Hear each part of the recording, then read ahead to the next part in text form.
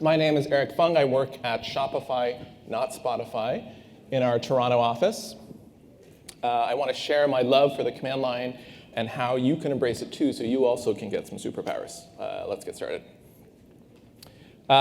This is a huge QR code. You should have no problem scanning it. If you want to get a copy of the slides right now and follow along, but I encourage you to look up at me and at the screen. Twitter, if you want to say nice comments or constructive feedback, hashtag there. Okay, first a bit of nostalgia. On the left is the boot up screen of a Commodore 64, one of my first computers. What's interesting about this one is that for a kid using a computer for the first time, to be booted into a basic interpreter and a disk operating system was quite a shock, but that's what probably started me on command lines. On the right, after I went to university, installed Linux for the first time, my first job was on a Linux machine doing command line compilation, no fancy IDEs. But now, in 2018, Mac OS, modern IDEs, why would anybody still work with character-oriented interfaces? Why would anybody still embrace having to type so much at the keyboard? Well, I called this, I put superpowers in the title of this talk because, well, you know, what are the kinds of things that you could get as perhaps you're an Android developer? What does it mean for you? Well, some of the things this is a bit hyperbolic, but maybe I can show you how to learn to type less. I can show you how the keyboard is not going to be an impediment to working on the command line. Maybe you can jump around your file system really fast. It'll feel like teleportation. You have a huge hard disk on your laptop, you're trying to find stuff. I'm going to show you how you can find it without any trouble at all. You probably deal with remote APIs even when you're making mobile apps. I'll show you how you can integrate with those faster than you can blink. Maybe you want to have data in a particular format, but it's not quite there yet. I will show you how to transmogrify it using command line tools. And this is not exaggerating too much, but how to control devices without even touching them. Okay, so maybe you look at this list and you're like, well, he's saying all these like exaggerated things, but I already know how to do these with my Mac. Why would I need to look at the command line? Fair question. For me, the answer to that is that on the command line, it gets you results really, really quickly, right? Command lines are no frills. There's no menus, there's no animations, there's no windows. They just take data in and spit answers out. The tools are designed to do things really, really well with lots of options to customize them. Another reason is that command line tools give you more ways to solve problems. GUI tools usually aren't flexible.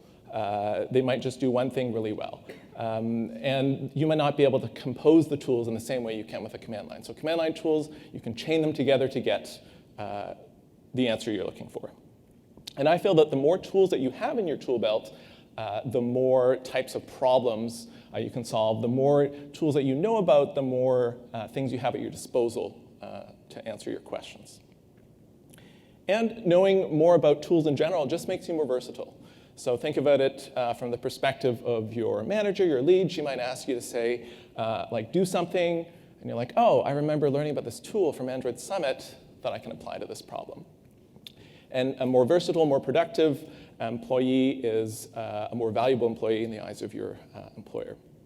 Also, modern mobile developers are asked to do more than just mobile app development. You might be asked to do tasks involving image manipulation, working with serverless architectures like Firebase, which aren't really serverless. They still sit up there in the cloud. They just might have friendly consoles, but a lot of the time you'll still have to deal with the command line. All right, so using superpowers is a bit of an exaggeration, but to somebody who doesn't know what the command line can do, it can seem like a superpower. So I want you to benefit from my experience of having used command lines for a long time, and also since I've been an Android developer.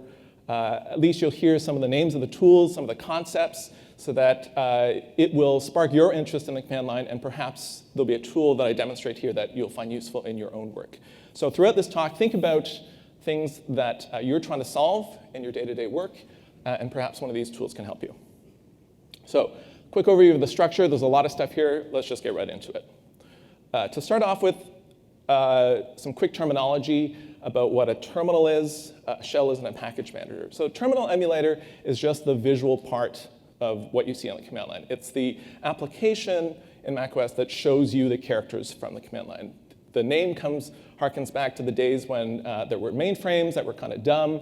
There was just a screen that displayed characters and interpreted control things like when to do a new line. The shell is an interface to access operating system services. So the Finder on the Mac OS is a type of a shell. In this case, we're talking about a command line or command or character-oriented shell. Operating system services could be things like dealing with a file system, launching another program. And the last thing is a package manager. So you use the macOS App Store to download your apps. On the command line, you're going to use a package manager to manage what's installed and how to uninstall it. So these are all, the things I'm going to show you are my suggestions for you to get started if you already don't have any preference. This entire talk, as it was advertised, is macOS oriented, but many of the tools are available on other platforms like Linux and Windows. Okay, so the terminal emulator. macOS comes with one, but I prefer one called iTerm 2. It has an extensive feature list, and it's highly customizable. Some of its favorite features that I really like are being able to command click on a URL or a local file, and it just pops open right away. When you hover over it, it gets underlined. When you search for something in the window, all the results get highlighted. That's super useful. And one of my favorite features is being able to type command semicolon. And just like in the Android Studio, as you're typing the name of a method or a class, you get a little pop-up that shows you completions.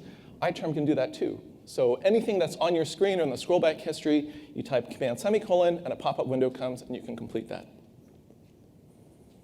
By the way, all of the tools that I show here, you can take pictures, obviously, but I have an appendix slide at the end of the deck that has all the links. If you download the PDF, they're all clickable. You can find links to download all these tools.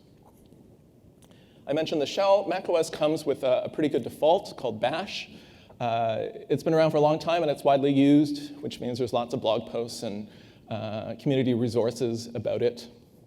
You might want to install a newer version, because for some kind of licensing reason, macOS comes with Bash 3, and Bash 4 is 4 years newer and has a lot more features. And speaking of installing software, I was talking about a package manager. The one I like to use is called Homebrew. It maintains a repository of over 4,000 packages that you can install onto your Mac.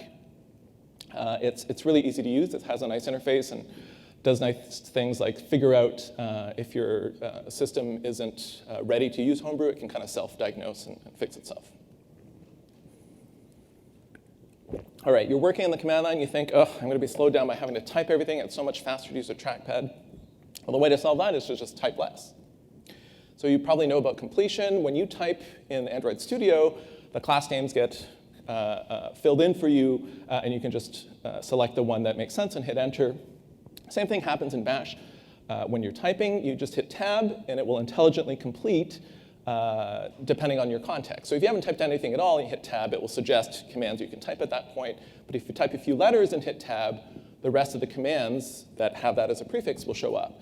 And it also, depending on the completion, it also understands options. So you can type like CD, hyphen, and then whatever options make sense for CD at that point in the command will get completed too. And not only option names, but values too. So let's look at an example from a tool that you probably use all the time. So ADB. It turns out there's a completion for ADB that you can install, which gives you nice features like after you type ADB install on that tab, any APKs in your local file system get offered as suggestions, because that's the only thing that makes sense there. Uninstall, similar idea. When you type ADB install and hit tab, what is the argument you're supposed to pass? It's the application ID of something installed on your device or emulator. The -S option, if you have more than one device or emulator connected, you can specify the serial number to target one of those. -S, if you hit tab, it will complete with the serial numbers of all the connected devices, and then you type one letter of it, tab again, it fills it in for you. And so on with the shell PM and the pull commands. So here's what that might look like for ADB install. So here it's filled in all the APKs that are available there. And then for uninstall, similar idea. So I have two devices connected. It shows all the serial numbers. completes the emulator I want, and I type part of the package name, tab a few times, and it shows all the packages that match that prefix that I typed. So that's super handy. Another command line tool you're probably already using is Gradle. The Gradle completion support knows about properties. So these are I never remember the exact names of those, but there's a finite list of them. So completion can automatically fill those in for you. And you know that Gradle has a ton of built-in tasks, plus the tasks you've defined in your own build Gradle files. The completion support is fast because it maintains a cache. So it knows when you've changed your build Gradle files. If you haven't touched them, it just uses the completions that are already in its cache. A quick note about implicit tasks. Those are the ones that you don't type in the name of a prefix for, like :app or your module. They're not completed by default, because that would result in a really big list, but you can look up the docs and turn that on. So this is what completion looks like in Gradle. I'm going to type Gradle here, and then hit assemble and hit tab, and it's filled in some of those implicit tasks. I'm going to do another one demonstrating that you can just also target something from your submodules, and it'll fill in the names of those tasks. OK. So now when we start adopting the command line, we don't just stay in the command line. We sometimes still need to work, or oftentimes we still need to work with the Finder.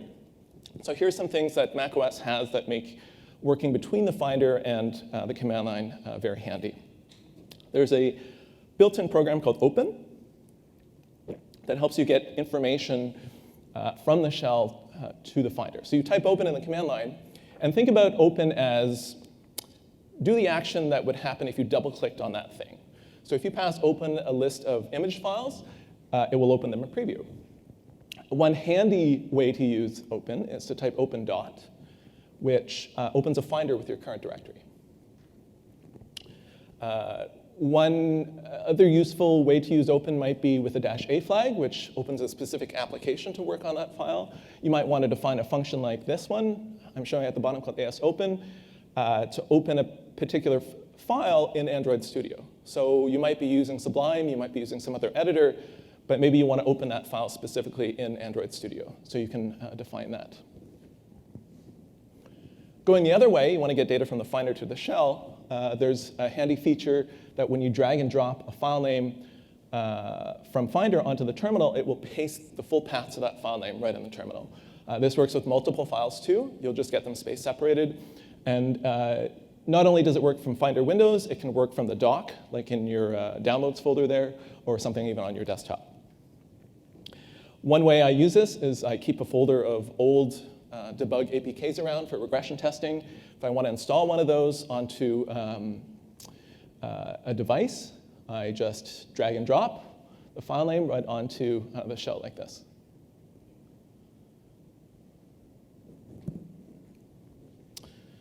OK. I mentioned teleportation at the beginning. So the idea that we can move around in the file system really easily. If you've ever worked with a command line, you know about CD, how to move around. Pretty basic. You specify the full path to the folder you want to go into. You're there. ... means a parent directory. You get back up. One that some people don't know about is CD-. So if you go to a deep folder like from the very first command there, and you just want to go back to where you were before, you can do CD-. But what if there was a CD that was even more powerful, a CD that would allow you to jump really far away really quickly, that would actually learn from what directories you visit on a regular basis? So there I just typed J in the architecture, and I've jumped deep into this folder that's nowhere near where I am right now. And I'm going to visit this other folder here, and then go back to where I was, and I type J again with that folder I just visited, and it gives me some completions of different folders that have that in their name, and I'm there. So it turns out such a utility exists because people navigate in the file system all the time from the command line. And so that utility I demonstrated was called autojump. Its goal is to provide fast access to directories that are far away, as in ones that are not just like one subdirectory below or above where you are right now.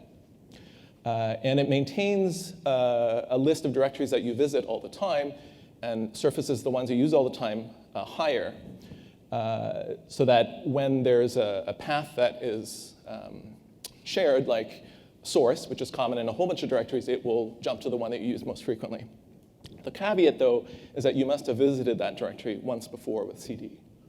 So here's how you use it. You can jump to any directory containing that string name, just typing J. If you know that the folder is under the one you're in now, you can type JC. I guess the C is for child, I think. And then in the video in the last section there, when I hit tab and typed a name that was a common substring of all those folders, it actually showed a bunch of suggestions based on what it has already remembered. And you can type a number, and then it will jump to that one. All right, I promised being able to search for needles in haystacks. In Android Studio, you have the search everywhere, or search anywhere feature, which searches the IDE's own settings, as well as the find in path command, which searches all of your folders for files. But you might want to search your whole disk. You might want to look in a different project. So your first tool you might reach for is grep. But grep is really slow. So as a demo here, I have 563 megs of files under this Google Samples folder. I'm going to time how long it takes to look for this Kotlin method map not null. Just going to wait a little bit, wait a bit longer. Found some results. That took 11 seconds. What if we could do the same search, but a lot faster? There we go, not even half a second. This tool that I use is called the Silver Searcher, which I think a play on the Silver Surfer, which is like a superhero villain or something. It is much, much faster, as you saw. If you want to start learning it, it's an easy transition because it uses a lot of the same command line options as grep. It understands file types, so if you know that what you're looking for is in an HTML file, you can say --HTML as an option, and it will only look in HTML-related files, and it even knows common aliases for extensions. So it'll search both .htm and .html files. It knows about Gradle files via the Groovy option. It knows about Java, CSS, all kinds of files. And one way it achieves really fast speed is it respects revision control ignores. So we don't ever, well, I never need to look in anything under the build folder of your project, right? Those are all the classes, those are generated things, those are libraries. By default, it just respects those, and so it doesn't search those, so it cuts down on the number of places it needs to search. And when I say sensible defaults, it does nice things like ignore binary files. So if you have images, PNGs, JPEGs, you're probably not looking for a method name inside those, so we'll ignore those too. And by default, it's case insensitive. And like any good command line utility, all of these options can be turned on or off. So if you do want to look inside a binary file, you can, or if you want to search for files that are in your ignores, you can do that too. If you've ever installed the Android documentation, you think, great, I have a 5-hour flight coming up, I can search the docs for any reference I need. But it turns out if you use that search in the corner of the Android documentation, it doesn't work, because the search only works when you're online. But that's no trouble when you know of a tool like AG. We can go search in the Android SDK docs using AG. Very quickly, I might add. And then using iTerms feature, you can just control-click on the results, and boom, up pops your documentation.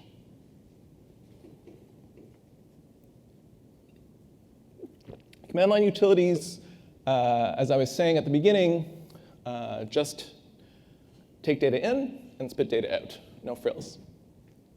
But sometimes you want to take that data and do more with it. So how do we manipulate data? There's not enough time in this talk to go over all these concepts in the shell. A quick review, if you're not familiar, all command line utilities have the concept of these two predefined streams called standard in and standard out. In the terminal, standard in is wired up to your keyboard. Whatever you type goes into the standard in of that program. And standard out is normally wired up to the screen, so you can see the output. You can change where standard in comes from and where standard out goes to with these redirection operators. The right angle takes standard out and writes it to a file. And the left angle takes the contents of the file on the right and gives it a standard in to the program on the left. And one very powerful operator There's a vertical bar, which is a pipeline. So it takes the standard out of one program, feeds it into the standard in of another. So you can build up a chain of programs that process your data. Now, think about how you move data around in GUI applications. Say from the browser, you want to get data from there into your email program. Probably you're using the pasteboard or the clipboard on macOS. It would be nice if there's a way we could also use that with the command line too. Turns out there is. There's a built-in program, two built-in programs, one called pbcopy, one called pbpaste. The pb is short for pasteboard, which is, I guess, the official name for it in macOS. You can think of pbcopy as command C for the shell. Whatever is in standard in, it will copy it into the clipboard. So you can pipe output from any program on the command line into pbcopy, and then that information is now on the clipboard. pbpaste is the opposite. It takes whatever's on the clipboard and writes it to standard out. So you can take something from a browser or from your email client in a GUI application, copy it to the pasteboard, and now pbpaste has it, so to speak, and you can feed that into a command line program. You might not think of the command line as a web browser, although text-based web browsers do exist. I don't recommend that you use them in 2018. But you often have to deal with things that are on the web or speak HTTP, like CDNs or remote API servers. Let's look what we can do with some command line tools on the web. We can browse response headers. We can fetch images and even see them right inside the terminal. What if we had a tool that could do stuff like this? Well, you can see the name of the tool there now. A tool that could speak not just HTTP, but a lot of other protocols that are common on the internet. And that's designed to be automated. Such a tool exists. It actually comes with macOS already. You can install a newer version through Homebrew. Its strength is in dealing with transferring data over internet protocols. So it doesn't deal with the content of the data, just the mechanics of how to transfer it. So it speaks like FTP, SMTP, RTP, all kinds of internet protocols. And when I say it's designed to be unattended, it means it will handle things like redirections, authentication, without you having to interactively deal with it. Some examples of how you would use curl. The -- include option is a handy one. It just dumps the response headers. So how might this be useful? Well, you might want to know whether your request hit a cache or not. So you can kind of see those headers. You might want to know the content type that the server returned. You can do all these things inside OKHTTP too. You probably know about logging interceptors and things like that. But it's way faster to just type the URLs that you're working with and looking at the output like this. Another example, which you saw with the puppy, is being able to see that image inline. This is sort of a cute feature of iTerm to pipe. We're using a pipe operator here. We're taking the output, which is a raw PNG from the server, piping it through ImageCat, which is an extension to iTerm that allows you to display images inline in your browser. One more serious usage of curl is to debug push notifications. So if you're using, if you're using C2DM, GCM, and the latest FCM, you have some sort of app server that initiates the push notification to the Firebase infrastructure. Typically, that trigger is, a new article was posted or your friend posted a message and you get the push.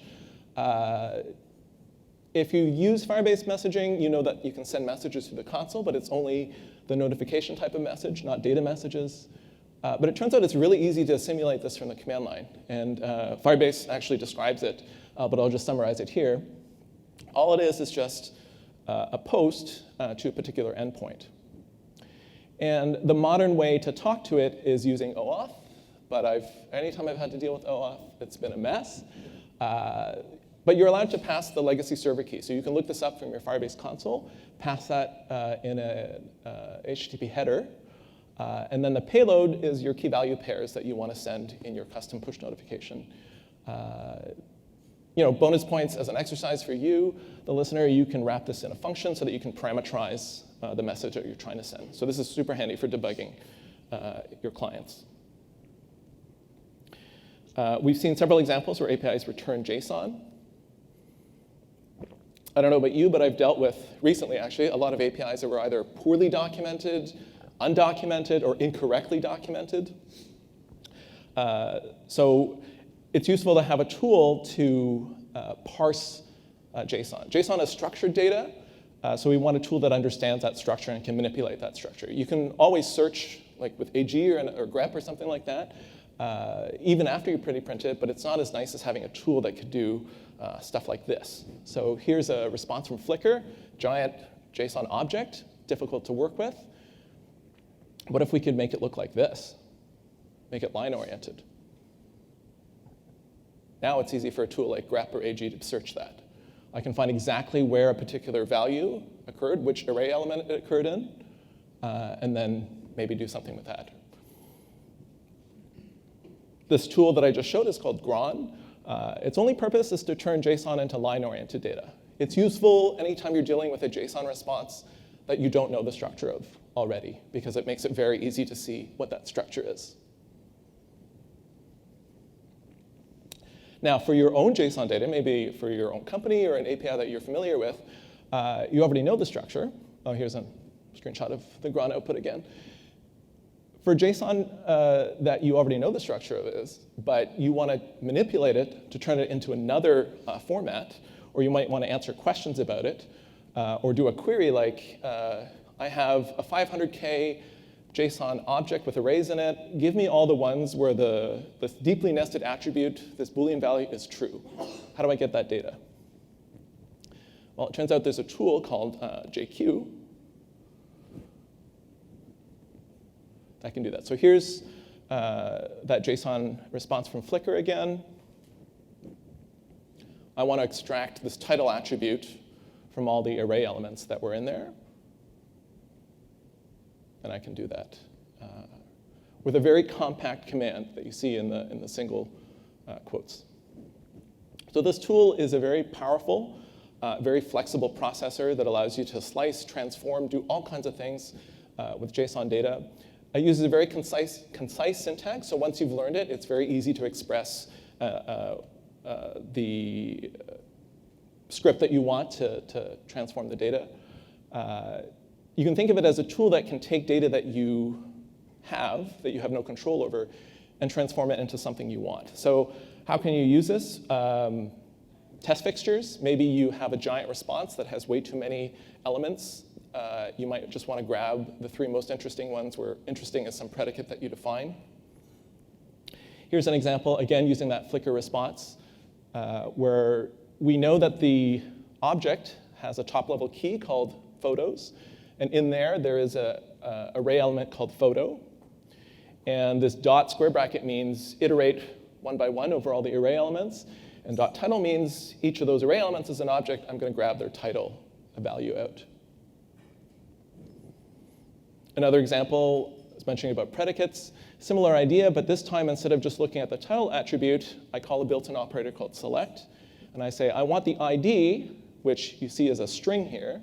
I convert that first to a number so I can do a numeric comparison on it. So this is a toy example. I don't know why you would want to look for IDs less than this, but you can imagine you're searching on a Boolean value or you're comparing it against something that makes sense for your domain.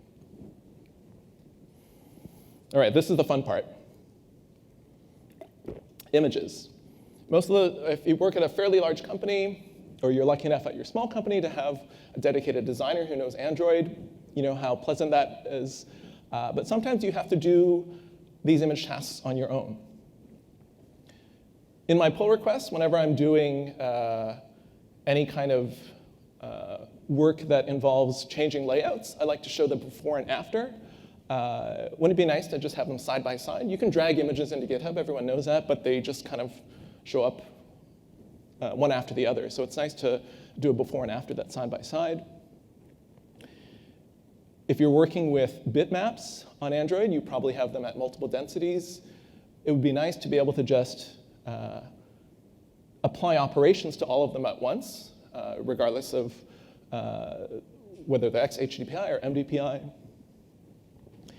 And here I have two images, one which I've run through PNG Crush to make it smaller, but I don't know whether it has changed in any significant way. It would be nice to be able to identify the areas that have changed. So the tool that I use for all those examples there is called ImageMagick. This is kind of astounding in today's internet timeframes, but this tool has been in development for almost 30 years. So it's, as you can imagine, it's accumulated a lot of functionality. The command line syntax is a bit tricky because the options are very position sensitive. Hyphen or plus makes a huge difference in a lot of the commands, so you have to be very careful.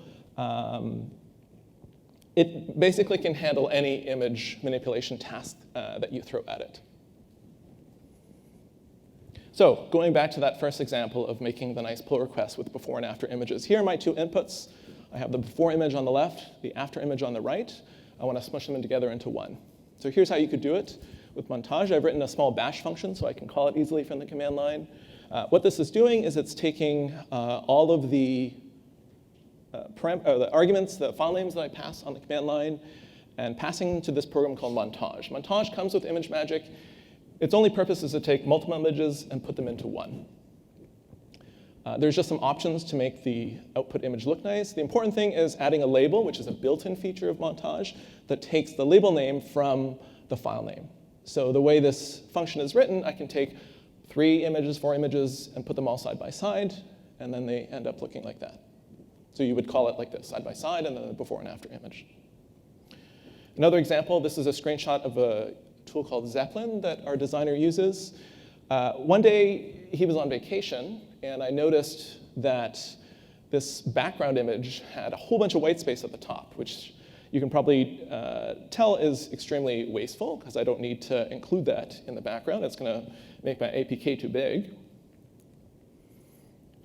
So I wrote this little script. This just iterates over all of the images. And so this for loop is bash syntax, where the R variable takes on each of those strings. You'll probably recognize them as the density prefixes. And it uses the crop operator to take that bottom, to keep the bottom 40% of the image. And using percentages means I don't have to worry about absolute pixel values across all those density images. And you can use, obviously, any kind of operator. Maybe you need to just darken all the images, or maybe you need to remove the transparency or something like that. You can do that with ImageMagick. And that last example about comparing images, if you're using a tool like PNG Crush to make your PNG smaller, or if you have SVGs that you want to pre-process before you import them as vector drawables, there's an SVGO utility that you can use. These are 2 different images. One is the original, one is the shrunken one. It's really hard to see where the differences are. But if you pass them into ImageMagick's compare utility, and you tell it to generate the difference, by default, the red pixels are ones that have actually changed. So you can give them to your designer, or you can look at it yourself, zoom in on it to see whether those differences were significant or not, or whether the level of artifacts or blurring is acceptable to you. All right, a few more superpowers around deployment and testing. I'll just run this video because it's pretty cool, I think.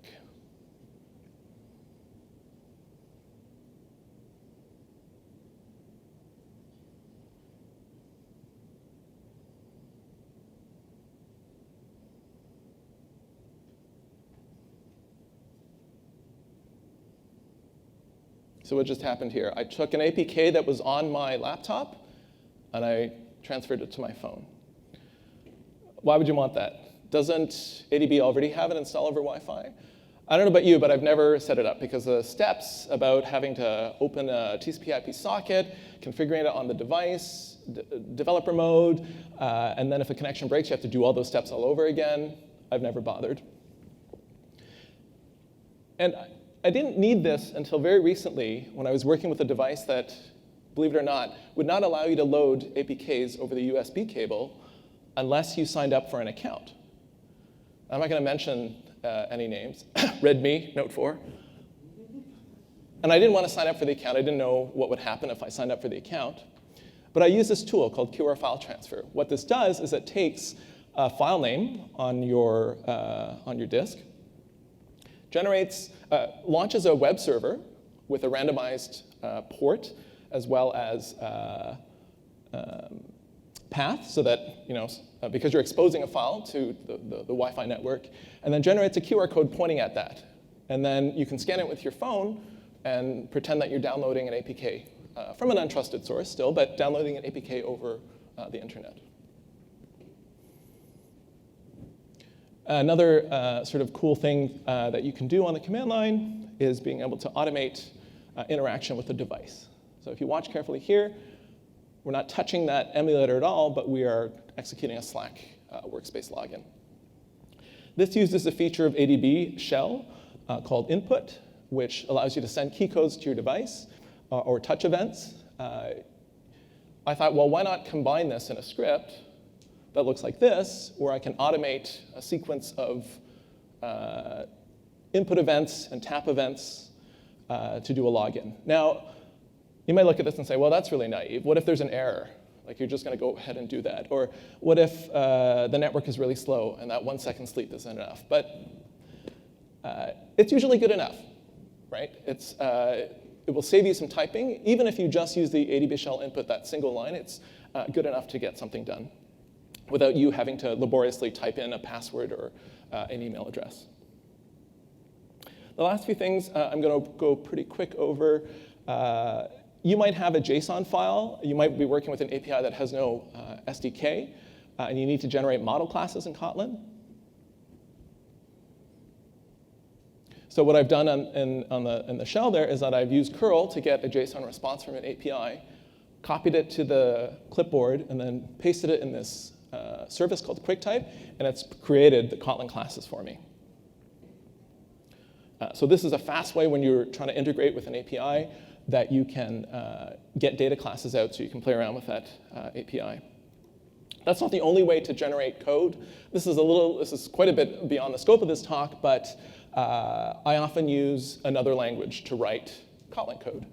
So some of the use cases I've had for this is that maybe I have data in a spreadsheet that somebody else is maintaining that I can export into CSV, and then I can parse it, say like in Ruby, and have a template to output Kotlin and num. It's just a case of reading that data and then iterating over it to generate. Same idea to generate SKUs for Google IAP. I have lots of these little scripts to generate code because I don't like to type. So if I can get the computer to write the code for me, so much the better. All right, so we've covered a lot of ground. What I hope you've gotten out of this talk is how to set up a basic command line environment that is actually pleasant to use, how to customize it to make it easy for you to use, maybe beyond what you expected from a command line. And I hope I introduced you to a whole bunch of specialized tools that can help you get your work done, not only in development, but also in the design and debugging areas. These tools hopefully will get you more ways to solve your problems, solve them more quickly, and make you a more sort of all-round developer. And I hope you have now been inspired and have ideas of how you can take these tools and use them in your own workplaces. That's the end. You can please give me feedback, or if you have trouble with these utilities, you can contact me at my work email and also on Twitter. I work at Shopify. We are hiring in Canada and US. It's a great place to work. Come see me. I have stickers if you want, Toronto stickers, Shopify stickers. And those slides, as I mentioned before, are up on SpeakerDeck already with links in the appendix to download all these utilities. Thanks a lot.